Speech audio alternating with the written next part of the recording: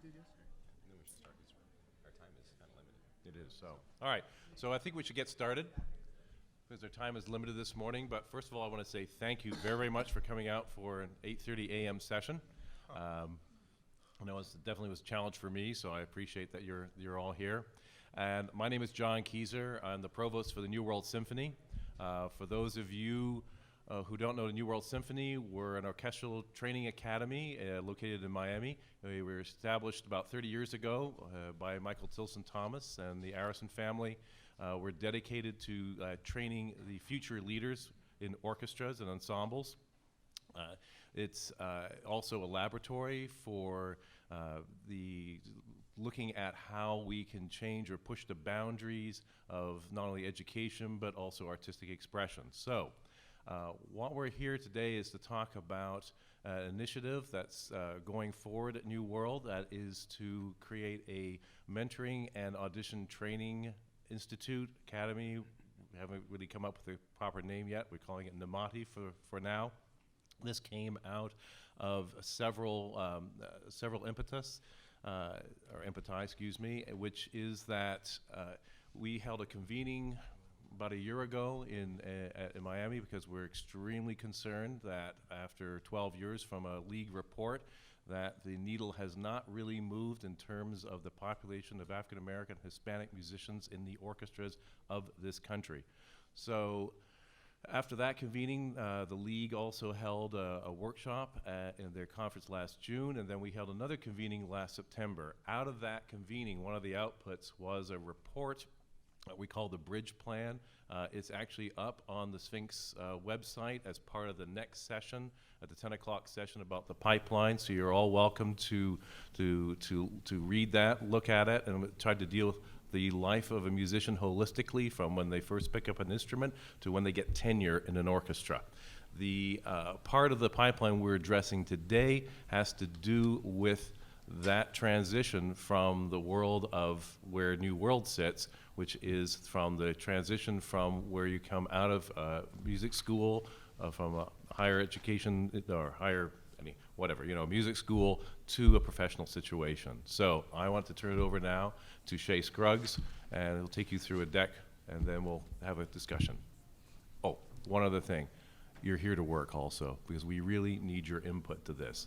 This only will be successful with as many voices as possible that we can gather. Thank you. Morning, Shea. So this is a diagram that many of us have seen before. Pardon me, I forgot to credit the artist, but I have a simple question. What is the fence? In our conversations, we've thought of the fence in two different ways. On the one hand, it represents the systemic racism, unconscious bias, and white supremacy that musicians of color navigate every day. On the other hand, it is also the paradigm of how the orchestral field recruits and develops talent. Both of those are obstacles to moving musicians from college and conservatory into professional orchestras. And NMATI was conceived, why NMATI, was conceived to help musicians move from one phase of the bridge to the next. And the bridge that I'm speaking of is here. This grew out of our convenings, and it's essentially a holistic view at the pathways that musicians of color, or really any musicians, take as they move from early musicianship through to professional orchestras or professional opportunities in classical music. We're showing this now because it's a very powerful metaphor that indicates a lot of different support structures and different facets of performance, but it really gives us an interesting idea of where the opportunities for alignment are amongst our respective organizations. Stanford and I and John just left a meeting with Sphinx this morning where we were talking about different things that we can do to help our organizations work together in better alignment. So The bridge concept is really, it's really a very simple one, but it's one that allows us to think very strategically and very holistically about the ways that we can work together to help advance the careers of musicians of color.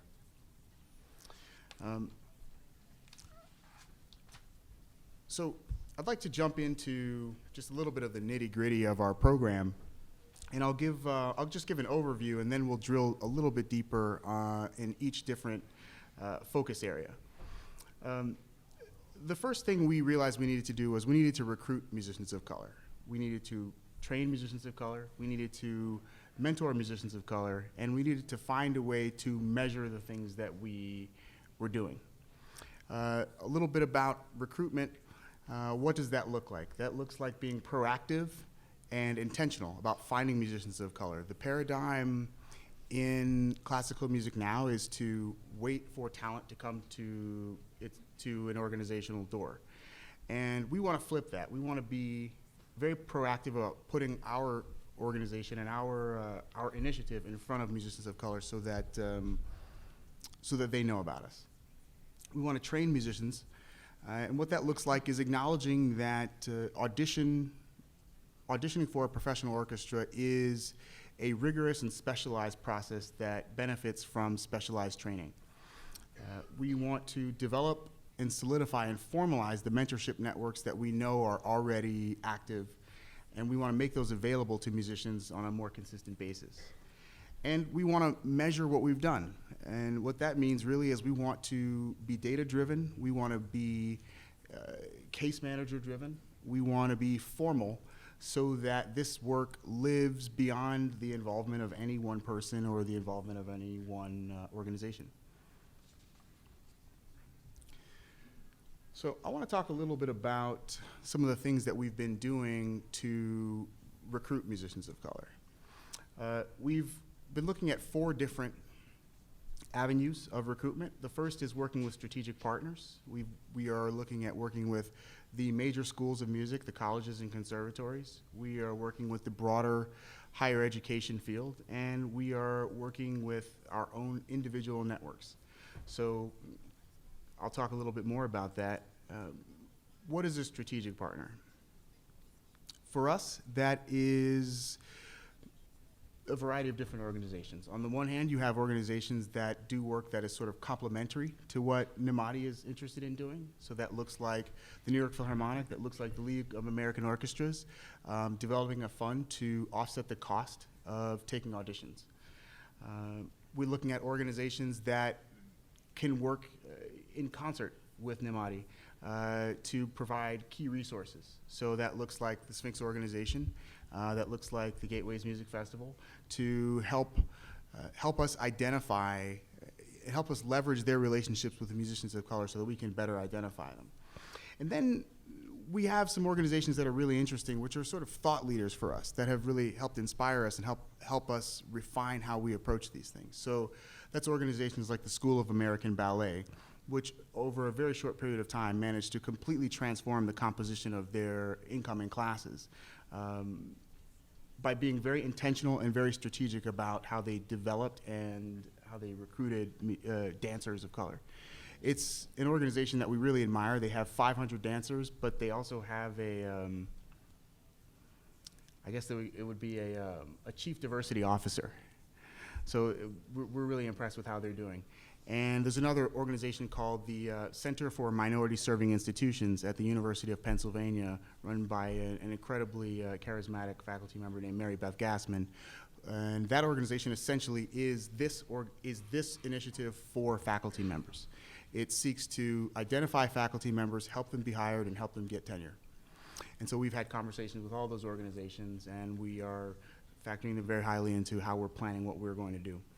Of course, reaching out to major schools of music, we recently sent an email and reached out to, I think, over 20 schools, and we immediately got enough to begin a very fertile roster of musicians such that we will eventually be able to build a database that we can use as a base for recruitment. NASM is a very interesting one. It's a coalition of over 600 schools of music. There are over 18,000 musicians of color, Black and Hispanic musicians, who populate NASM schools. And if you take a very conservative, hypothesis and say 1% to 5% of these musicians will be of the ilk that can play in a professional orchestra, will be classically focused, will be orchestrally focused, that's between 200 and 1,000 musicians that are out there right now who would be ready and receptive to what this program can offer. And of course, there are our individual networks. I know 20 musicians, Stanford knows 20 musicians, Weston knows 20 musicians, John does, and each of those people knows 20 other people. So that's another way that we can be very inclusive and very intentional in identifying musicians of color that would benefit from this type of program.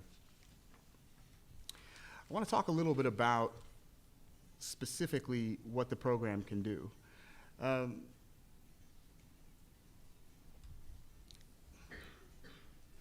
We chose this picture of a musician pulling, or an athlete pulling a parachute for two reasons.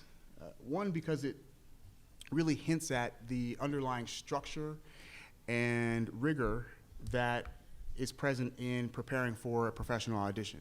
There are a lot of parallels to being a professional athlete. Another reason is when you look at the things we talked about, when you look at systemic racism, when you look at unconscious bias, when you look at white supremacy, those are a triumvirate of forces that affect musicians of color on a daily basis. And many of them have shared with me that that feels like dragging a parachute on a daily basis. And so we understand that the training aspect of what we're doing needs to go beyond just training people how to play their instruments well, although it will do that. We will leverage the best practices of the New World Symphony that have been developed over 30 years, and we will tap into the experience and expertise of a very carefully cultivated set of mentors to deliver the best possible audition training, but also we'll go further. We'll look at the psychological and behavioral preparation that musicians of color really need in order to not just inhabit these organizations, but thrive in them.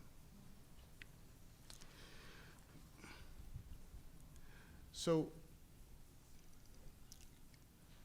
mentorship and audition training are really two wings of the same bird. Mentorship is really the vehicle through which audition training is delivered. We conceive mentorship along three different planes, and I'll talk about those, and I'll share a little bit of my experience to sort of make it real in the ways that we can build on three different types of mentorship. Obviously, there's one-on-one mentorship. There's a mentor working with a musician of color working with a handful of mentors, and there's musicians of color working with other peers. At a certain point, we had to ask ourselves, well, what is a mentor? And I think it's helpful to think about the difference between help and support before you try to define mentorship. Help is giving someone the resources that they need to accomplish a goal. Support is helping them learn how to cultivate those resources on their own in order to achieve their goal. Support is harder, it's more complicated, but ultimately it's more powerful. So we conceive a mentor as a teacher or coach who supports a musician of color in pursuit of their goals, but goes further. A mentor takes ownership and takes accountability for the success of that musician. So I'll talk a little bit about my experience. When I auditioned for the San Francisco Opera, I won that audition in 2007. And I prepared for about 3 months. And here's a basic summary of what I did. I essentially holed up in Cleveland, and I worked with the English horn player of the Cleveland Orchestra, a guy named Robert Walters. I played for him a couple of times a week. I also played for the second oboe of the Philadelphia Orchestra. I played for my teacher, who was principal oboe of the Philadelphia Orchestra, my teacher at Curtis. I played for Pedro Diaz, who's an English horn player in the Metropolitan Opera. I played for an oboe faculty member at the University of Indiana. And so that was my entry into group mentorship. And I also played for Weston Sprott. I played in his apartment, and he gave me some of the best insight and advice and audition training anybody could ask for. I played for my friend Leon Wong, who at that time still was a principal oboe of the New York Philharmonic. So that was my entry into peer mentorship. What we want to do with this initiative is formalize that process. I was lucky because I could just pick up the phone and talk to those people, and they would let me come play for them. They would let me pay them half of what they should be paid in order to take time out to help me move along. If we formalize that process, we can make those networks available to anyone, and they don't need to be lucky enough to just have some proximity to those people in order to access it.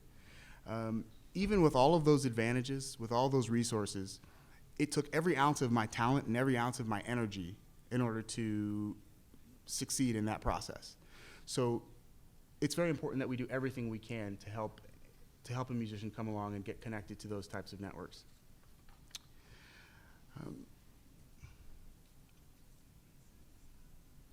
Well, that's interesting. There's supposed to be words in there. Yeah, exactly.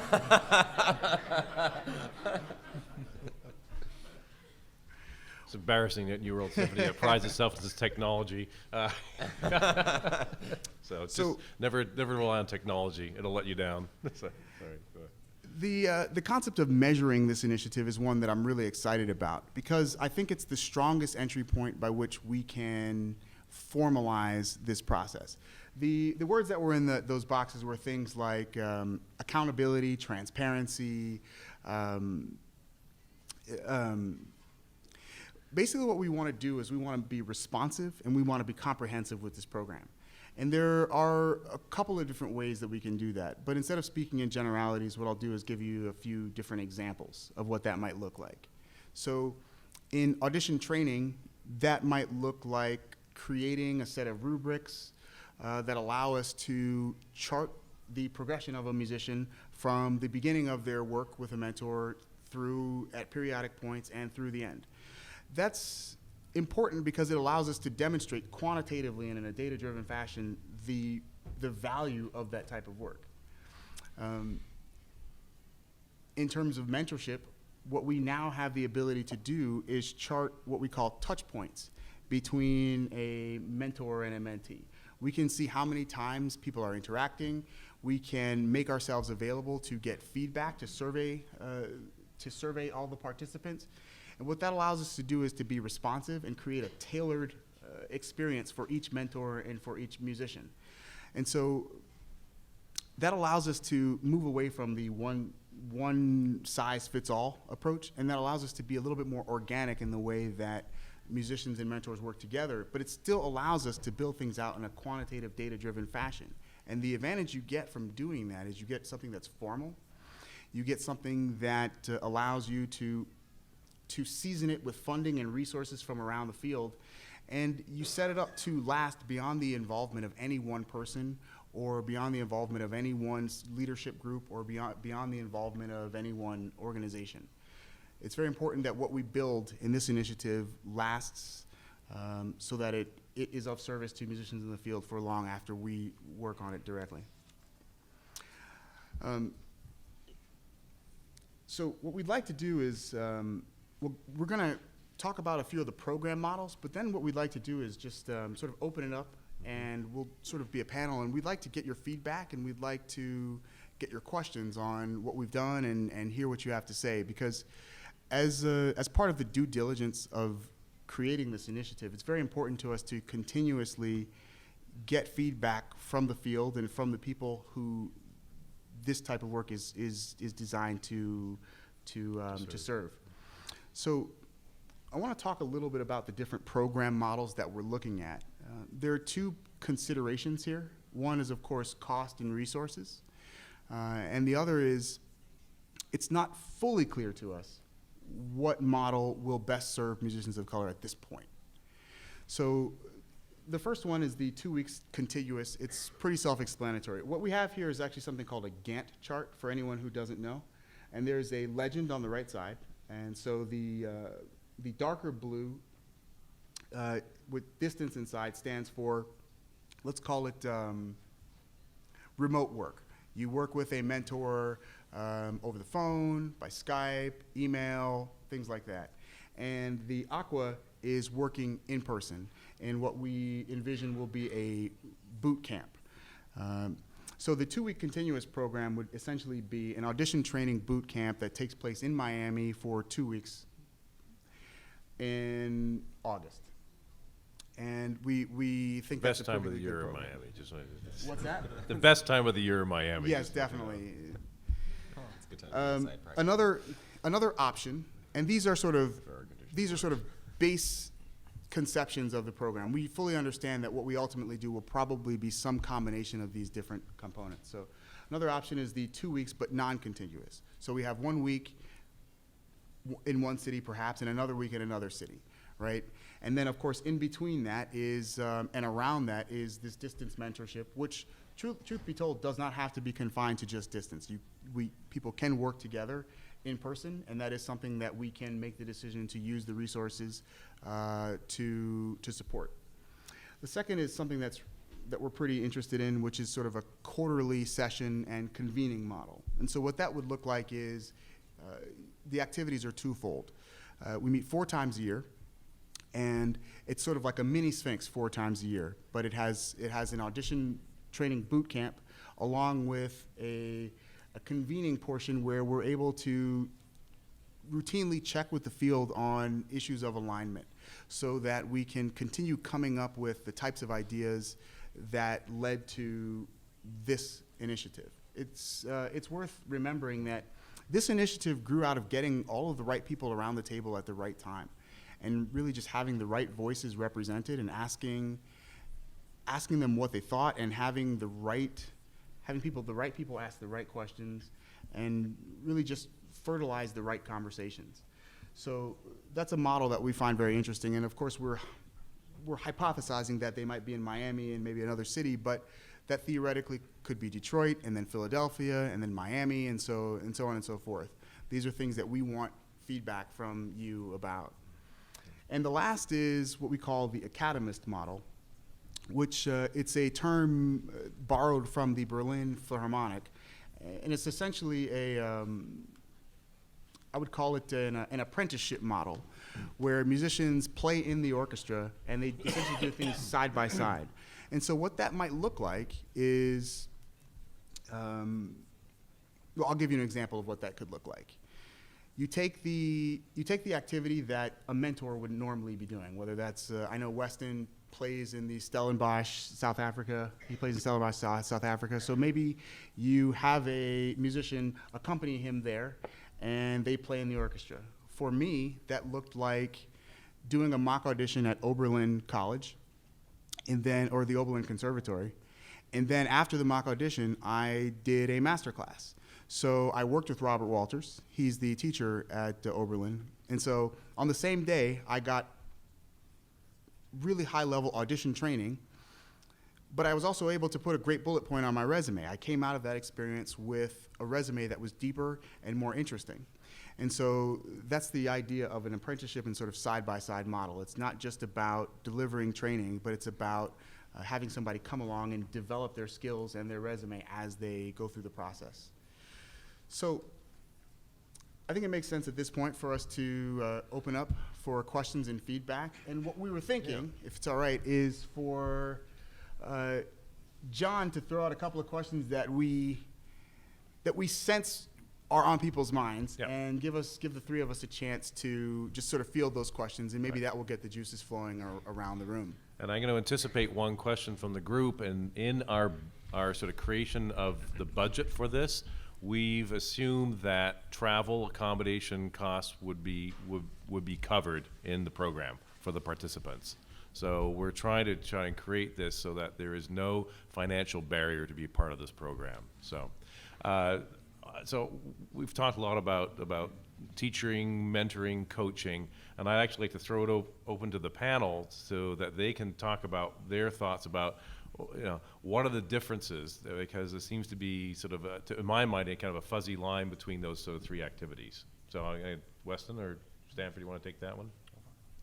Okay, Great. Weston. Stanford punted.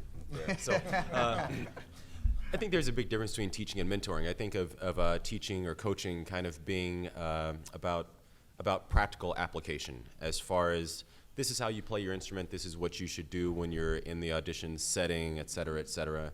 Learning the nuts and bolts of mechanically making things work. Where I think mentorship takes on a lot of different avenues. When we had this convening in September, we were sitting around this big table. All of us were here. Jesse Rosen was there, a bunch of other people. And one of the ways that we started the conference was that several musicians of color shared their stories. Mm-hmm. And I think it highlighted for a lot of people in that room the fact that just being good at your instrument is not the end of the deal. There's of course learning your craft and being excellent at that, but then you have to understand the psychology of being one of the few people in the room who looks like you, and how that relates to a lot of other things you have to deal with, whether that's winning the audition, being able to deal with the psychological hurdles that are going to come along with being able to get tenure, the fact that there is systemic pay disparity between, as we know, we talk about all the time in this country about women making less than men. I think something similar applies to people of color making less than their white counterparts. So what a traditional teacher would do is, and not all teachers would be qualified to explain to a new person of color who just got into an orchestra, this is what you need to do to negotiate to make sure that you get fair pay. This is the way that you need to deal with colleagues who treat you differently so that you can feel like you have a chance to survive the tenure process. This is what you should do to make all these different things happen. And what we've done with each other, I know with Shea or with Joy, who's in the Seattle Symphony, a lot of other friends that we have, is that in a very, very unstructured way, we pass that mentorship along to one another. And part of this program is trying to find a way to formalize those things. Because even when I went to Curtis, I had great teachers, but they weren't necessarily qualified to answer all of these non-musical questions that I had that were really, really vital to me having a successful career. So great, thank you. Anything to add, Stanford? Well, that sounded great. Okay, good. All right. Well, I think at this point, actually we should turn it over to the floor, because I'm just conscious of everybody's time. I want people to have a chance to ask questions or to give us comments, give us some feedback. So we're going to move this. We're recording this so that, because I'm not writing notes here. So please use the microphone when you talk. Anyone? come on up, Jesse. Right over. Come on down. How and where are you going to get the mentors, and how are you going to screen them and be sure that they're the quality that you're looking for? Well, I think you just sort of hit it, which is screening is very important. The biggest factor is getting the right people on board. You can design, Weston and I were talking about this the other day, you can design a perfect program and it can be well funded and it can be at the right time and everything can be right. But if you take the wrong people, everything will fall apart. So at this point, I feel pretty confident that working with our strategic partners and working through our personal networks, we will be able to source mentors who are engaged and capable. To me, the primary criteria for a mentor is they need to have experience and expertise in orchestral performance and specifically orchestral auditions, and they need to have a generosity of spirit. Generosity of spirit. They need to have a disposition for this type of mentorship. I don't think it's necessarily critical that all the mentors be people of color. I think it's fine if mentors are white or non-white. I don't think that's necessarily important. Right. That said, I do think it's important that all of the musicians in the program do at least have one mentor of color to work with. Right. I will also say that New World has some experience in this. We have no resident faculty. So we bring in about 120 different visiting faculty members each year, so, and that varies from year to year, so we already have a pretty good information bank of people we can draw on, and people who have had a relationship with New World over the past, well, some of them have been coming actually for 30 years. So that, we would be looking to that pool as well, too. And I also just want to add to it as well. I mean, the idea of consistency between mentors. I think one thing that we haven't really talked about is that, of course, you can have that musical mentor that can say, of course, you need to be in this particular place at this particular time. But I think about growing up through the Atlanta Symphony Orchestra's talent development program, and there were a group of people that understood my situation. So as they were sending me off to Interlochen, or if I was participating in the Atlanta Youth Symphony Orchestra, or even going to Curtis, they knew what I needed, and could make sure from little things of, I'm at Interlochen and I need some additional spending money, so that I can have also a social experience with the other students, or even help buying a ticket to hear Yo-Yo Ma and the Detroit Symphony when I was there, or understanding that I needed a C trumpet to be competitive for college auditions. And there were people with the program that understood that need that my family had, and that they could play that active role. So if I'm showing up without the proper equipment, for example, then there's nothing my musical mentor could actually do to help me be successful. And then, of course, the transition point of going to Curtis, of really understanding, I mean, my support network were these guys. So I knew that I could constantly reach out, and they could help me to say, yes, sure, be in this place at this time, but you have to keep in mind that that process will look a little different for you.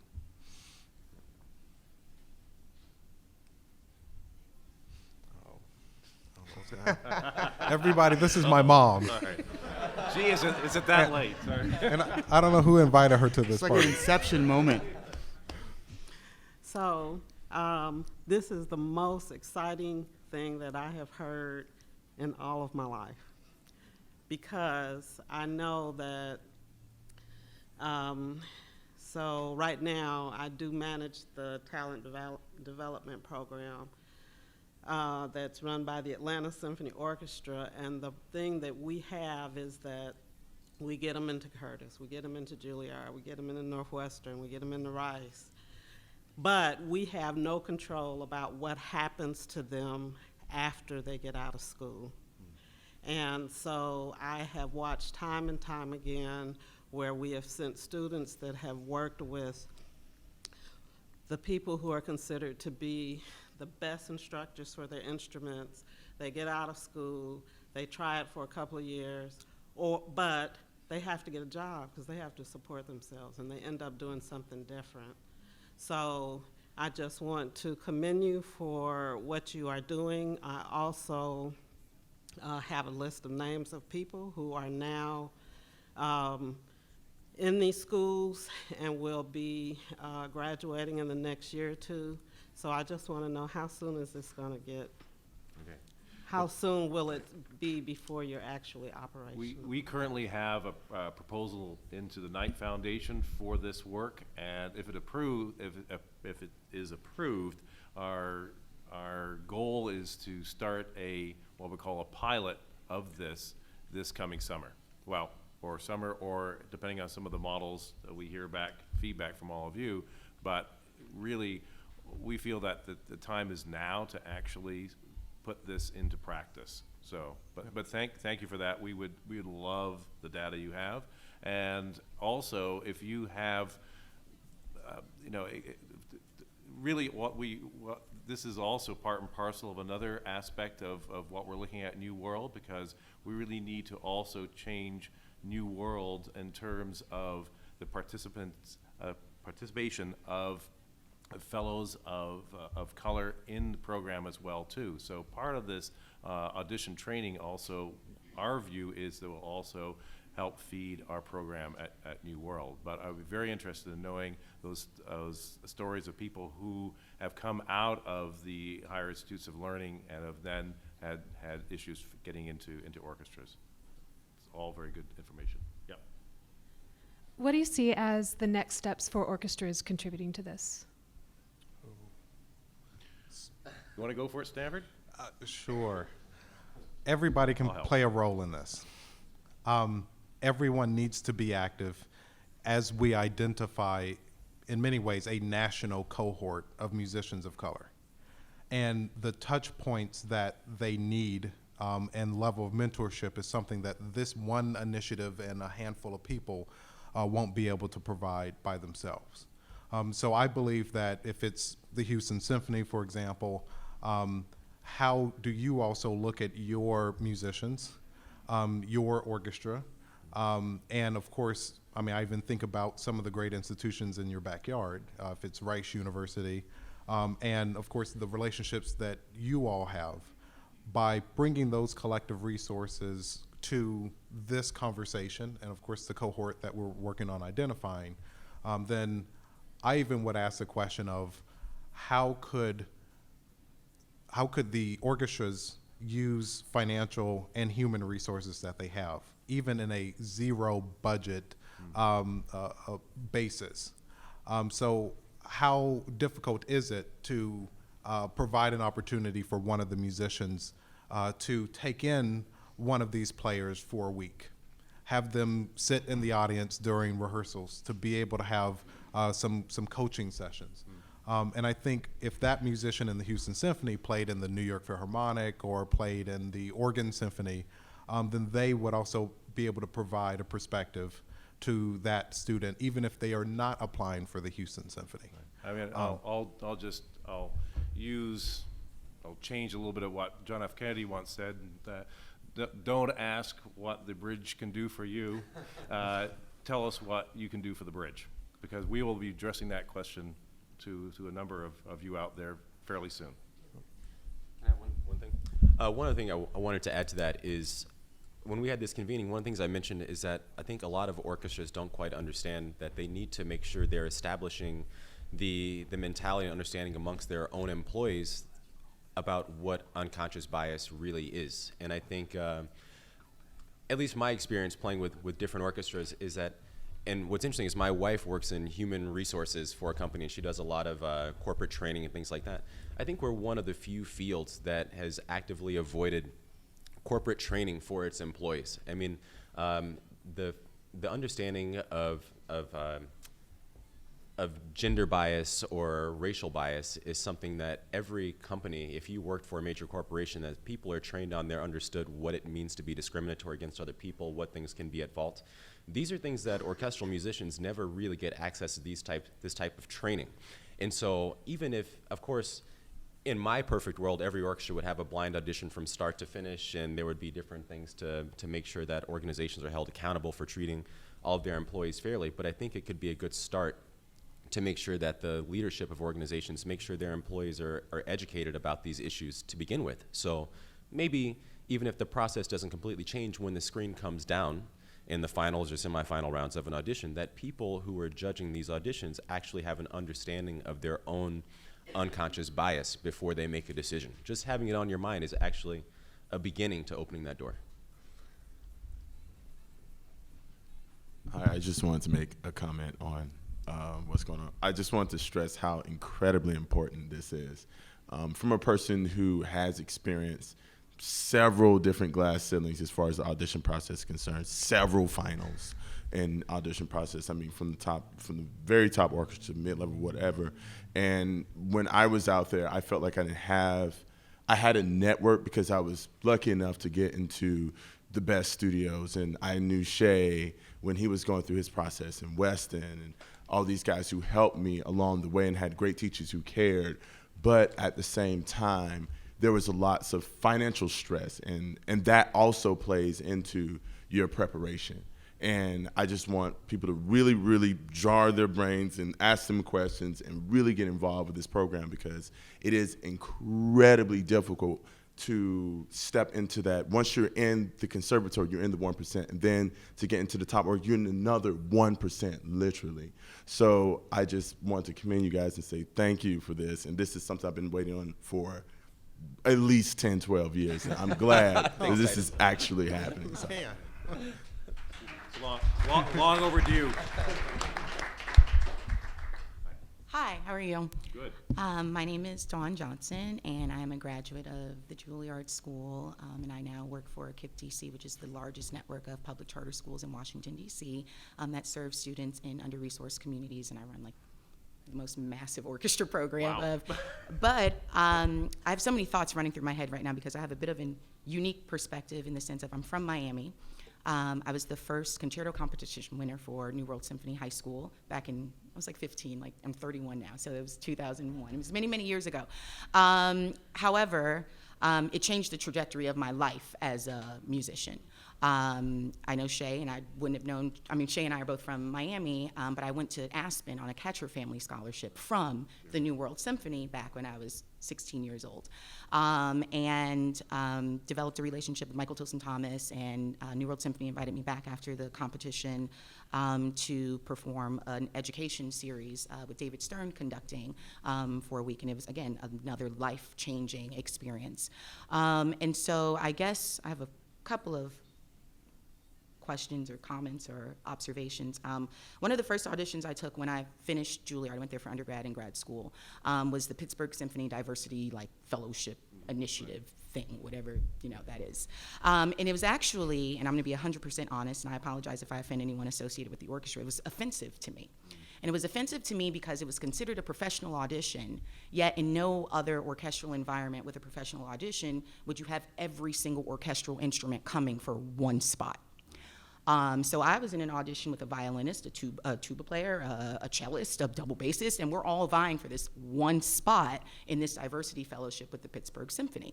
You go into all of this preparation, the logistics around it are a little bit vague, but it's your first experience coming out of school taking this professional orchestra audition. And so I didn't advance, and it was actually my blessing in disguise because that's a part of the reason how I ended up in DC, and I kind of just gave up on it. I was just if this is what's out there for me as a young African American with the same credentials as the person, we have conservatory training, we've studied with all the great teachers, we've won competitions, we've done everything that we were supposed to do, but if this is the only viable option for me right now, it's not something that I want to be a part of.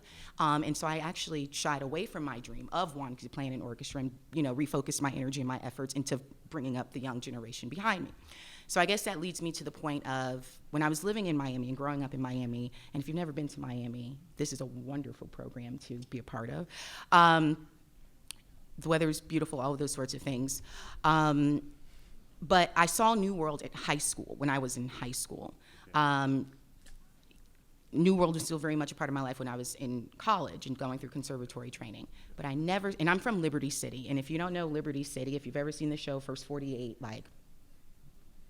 we get down in Liberty City, all right? But I never saw New World in Liberty City when I was growing up. I was just very blessed and fortunate to have private teachers who saw something in me, who taught me for free. My parents couldn't afford private lessons at that age. But so when you think about this pipeline of, how can you get this next generation to come up and not just, and I know this is, very preliminary stages of it, but not just focusing your energy on the conservatory musicians, but what about the long term, 10 years from now? What kind of energy is being invested in the younger generation coming up to sort of sustain this model throughout the years? You bring up a really terrific point, the one that we've been talking about a lot, about the other parts of that pipeline, or parts of the bridge, right? And so since you were at New World, one of the buckets of our curriculum is audience and community engagement. So now, for example, we have a regular presence at Northwestern High School. Okay. We are working with Miami Music Project in various neighborhoods. So we've expanded that, but still, I don't think that's nearly enough. And what I would like to see ultimately, and this is being recorded, I know, is that the fellows at New World be mentors. And it happens now. We have a young bass player who's at NEC right now who was mentored by 3 different fellows over a period of about 7 years. But if we had that kind of pipeline going as well too, I think that's going to make a difference. Because it all has to work together. But you're right. Yeah. This is and Stanford. Sure. We were talking about this all the time. Yeah. So what you don't see on the bridge is that for every single pillar that you see, there's an exit ramp. Yeah. and you took an exit ramp, I took the same exit ramp. So had the same types of issues, problems. I looked at fellowship programs, said there's no way I'm putting myself in that category.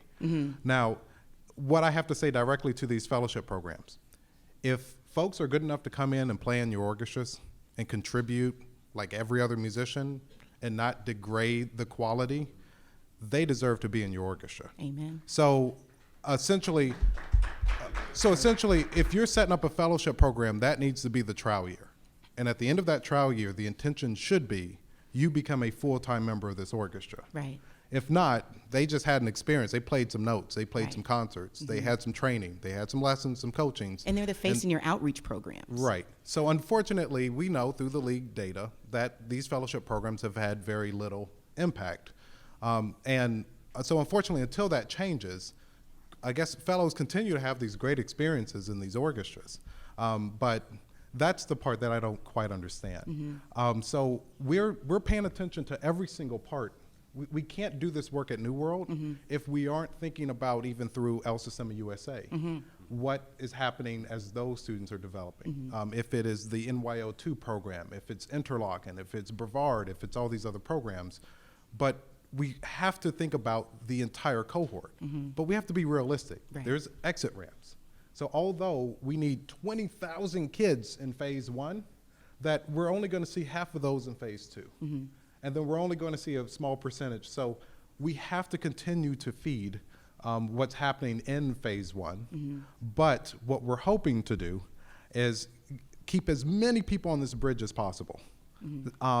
So hopefully, if you're all the way over in the 8th lane, it'll be harder for you to get off of this bridge. So that's essentially what we are working to do, and not doing it in isolation. So we look forward to working with you. Yeah, and on, if on I many of may, those I parts. encourage you all at phase 1 level to have people of color who look like the demographic of students who you're trying to target in that phase, because that visibility element is so very important. When they see you, you know, it makes that attainable. It makes them aspire to be you one day. That's probably how I've stayed in education for almost 10 years now, because I'm just so inspired by my students and the love and the respect and the care and concern they genuinely have for me. And, you know, they are a large part of their investment in what they're doing at that phase 1 level is seeing somebody who looks like them doing it.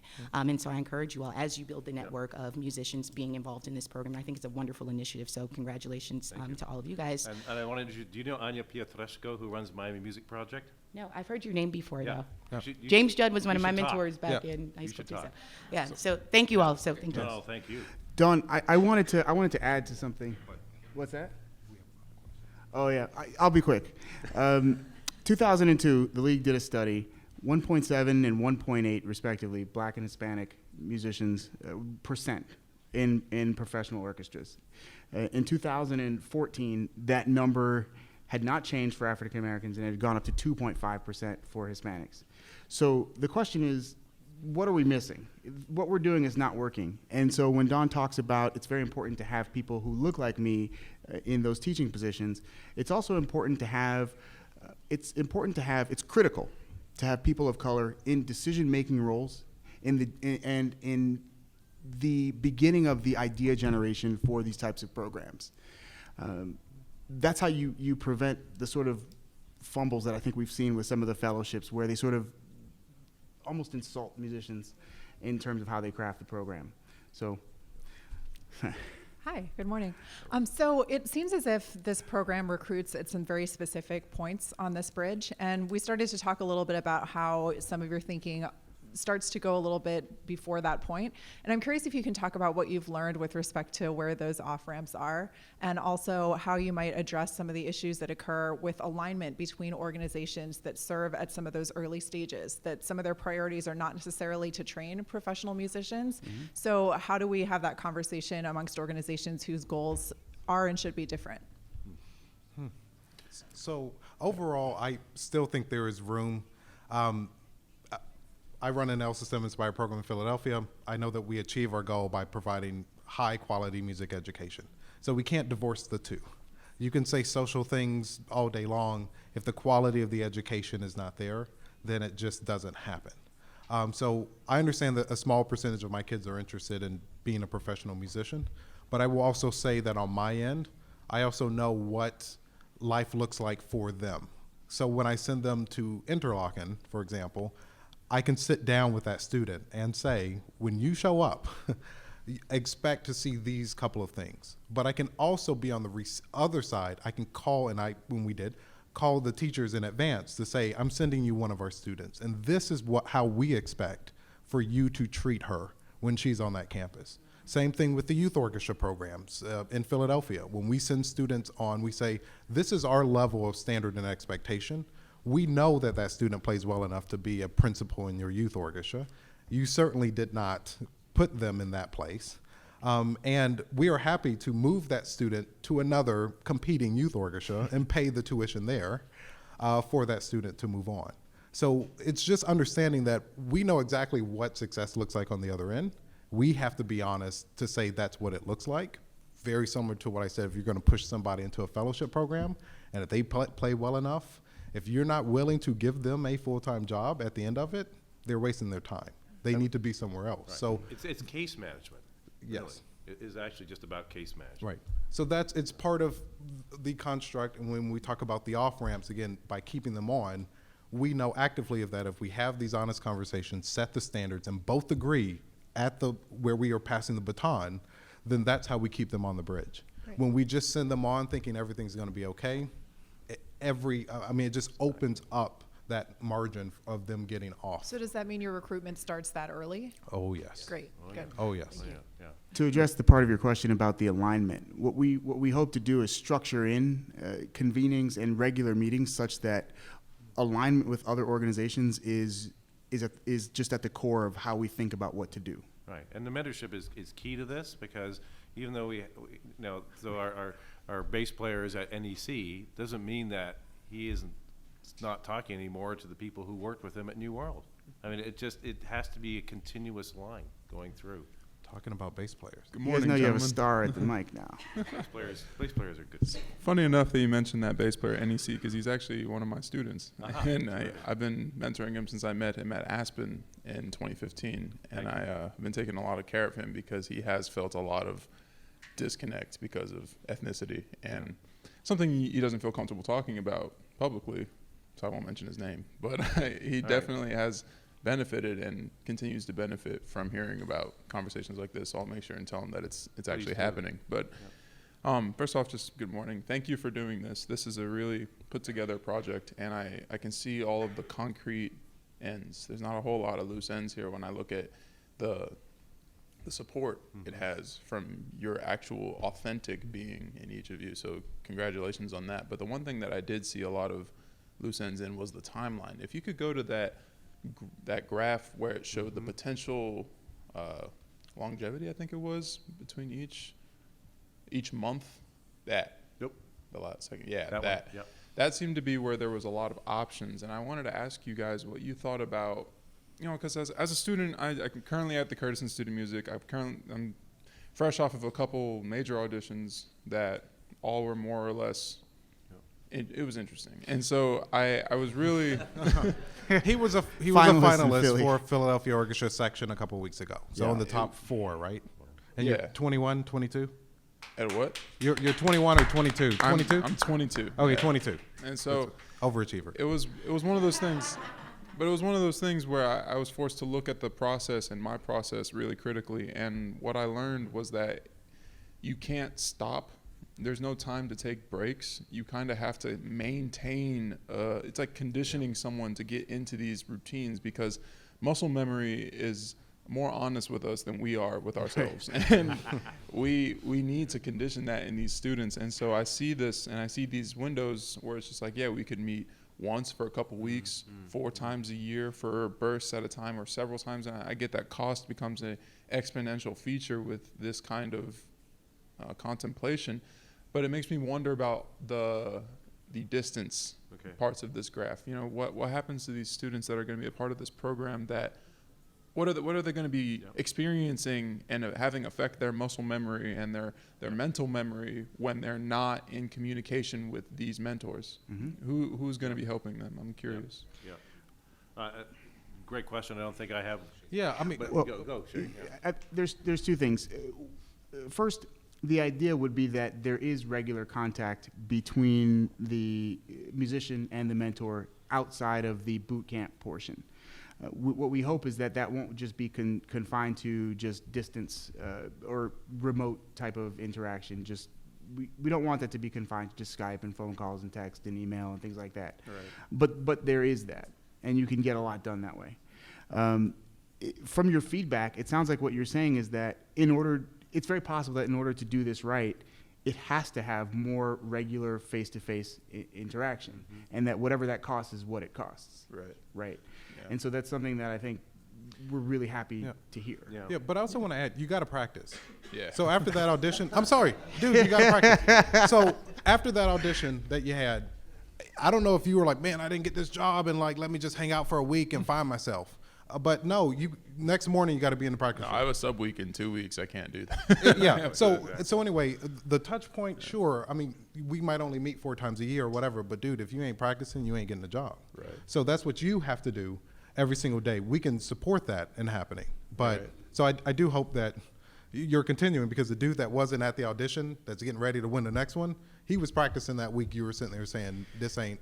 And when you sleeping, there's a kid in China practicing. Right. So you got to keep that in mind, and it always has to be on. For sure. And I just wonder if there's like an idea of partnership maybe with some of these other organizations that are helping just in that downtime. Something for a kid to go, like if a kid in Philadelphia wanted to go to something play on Philly bass just so they could do a little bit more to keep the conversation in their mind going a little bit, just to perpetuate it from their practice room, but not necessarily something they can get anywhere else. You know, is there a way that they could go to one of these other organizations and get that kind of quasi mentorship that they would get at one of those burst sessions, Yes. but just in the That's downtime? the intention. That's the intention, yes. Okay. Yeah, That was something I was curious The about idea of where we're going to be reaching out and saying, okay, all you other folks who are parts of these other pieces of the pipeline, how can we all work together so that there's a through line all the way through? But thank you. That's very, very helpful. Good morning. Hi there, good morning.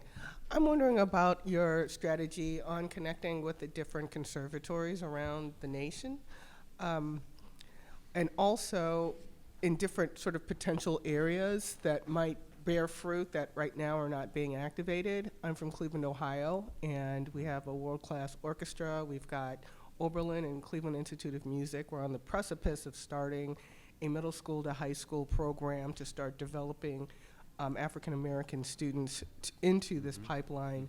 And hopefully in 6 years, we'll have graduates that are going on, because right now we've got 0 kids coming from our art schools and in the area. So right now it's very, very flat, but with the potential, it could be something really special. Also, I'm a funder, and working with the Knight Foundation is fabulous. Good luck on that, but they work in very specific cities. So is there at least looking to maybe some of these cities that have that potential, making contacts to funders in those areas that are probably already funding, hopefully they're funding programs similar for high school, middle school students, and they would jump at the chance of adding this into the the resume. yeah. Do you mind, John? Or? No, go. You So, go. And I'll add. Specifically Cleveland, actually yesterday, showed this to Paul Hogo, who's the new president of the Cleveland Institute of Music, showed him the chart. Long story short, he's in. He's already partnered with the Sphinx organization. They are hosting this summer a training program. So I do know that the Cleveland Institute of Music will be an aggressive partner.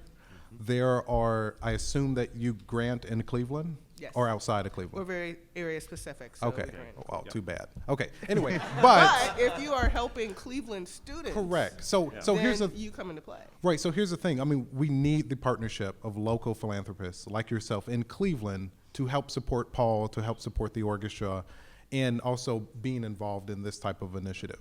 So again, when we look at a national cohort, we know that the Cleveland Institute of Music is going to be an important touch point for several of these musicians. Right. So some of them will fit within the Cleveland infrastructure and what Cleveland has to offer, and Philadelphia will have different infrastructure. Right. I would want to make sure every bass player goes to Philly to work with Hal Robinson.